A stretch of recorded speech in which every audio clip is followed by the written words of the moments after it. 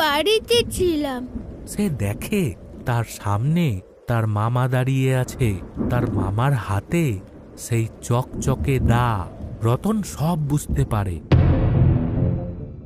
মামা আমাকে বস্তায় ভরেছে, মামা আমাকে মারতে এনেছে।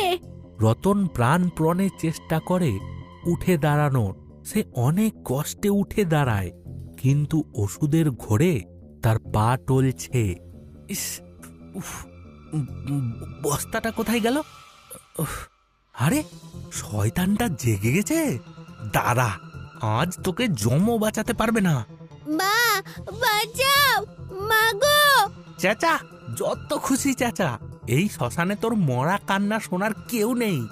রতন কাদা জল ভেঙে সোজা দৌড় দেয় তার একমাত্র আশ্রয়ের দিকে, সেই তাল গাছ।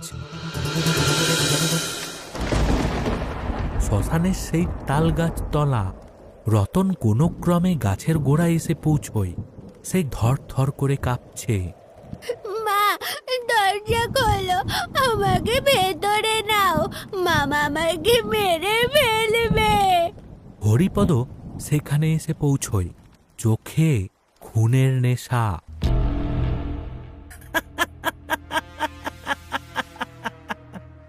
ঠিক জায়গায় এসেছিস।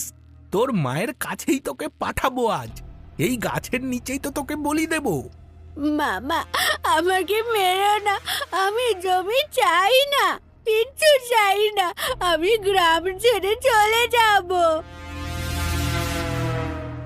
জমি তো আমি নেবই, কিন্তু তুই বেঁচে থাকলে তো পুলিশ জানবে। তুই মর, তোর রক্ত এই গাছে দিলেই সব আপদ শেষ। হরিপদ রতনের কাছে দাঁড়িয়ে দাটা উপরে তুলে কোপ মারার জন্য।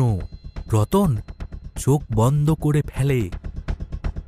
বিদায় রতন।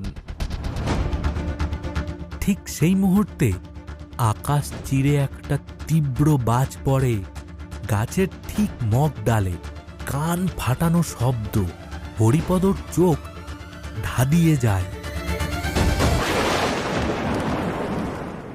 এ কি? সেই অন্ধকারের ভেতর থেকে বাতাসের শোর শোর শব্দের সাথে একটা ছায়া মূর্তি দ্রুত নিচে নেমে আসে। ওটা কোনো সাধারণ পেতনি নয়, সাদা শাড়ি পরা এক নারী মূর্তি। চুলগুলো ঝড়ের মতো উড়ছে, তার চোখ দুটো দিয়ে যেন আগুনের গোলা বেরোচ্ছে। মূর্তিটি রতন আর হরিপদর মাঝখানে এসে দাঁড়ায়।